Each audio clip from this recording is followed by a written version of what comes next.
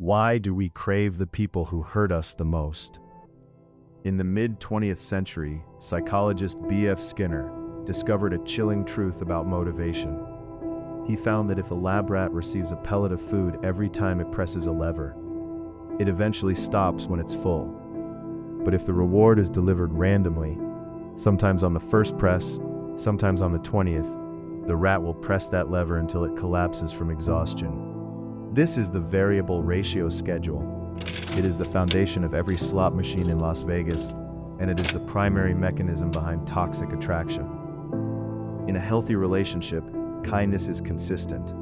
It is predictable, and therefore it becomes the baseline. But in a manipulative dynamic, the reward, the affection, the apology, the warmth, is intermittent. You never know when the good version of the person will show up. Because the reward is unpredictable, your brain places a higher value on it. The coldness between the rewards isn't seen as a reason to leave. It becomes the tension that makes the next hit of affection feel like a miracle. You aren't in love. You are playing a game of emotional chance where the house always wins. This cycle creates what psychologists call a dopamine loop. Most people believe dopamine is about pleasure, but it's actually about anticipation. It is the chemical of maybe. When a manipulator breadcrumbs you, giving you just enough attention to keep you interested, but never enough to keep you secure, they are hijacking your biology. Each small text, each fleeting moment of intimacy, triggers a massive spike in dopamine.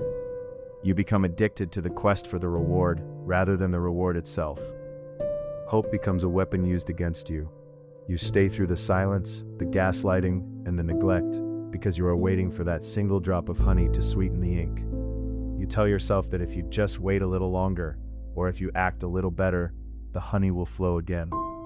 But look at the glass. The ink is the reality of the relationship. The honey is just the bait. You are starving for a meal, but you are settling for crumbs, convinced that the crumbs are a feast. This cycle eventually hardens into a trauma bond. This is a powerful emotional attachment created by the alternation of intense peril and intense rescue.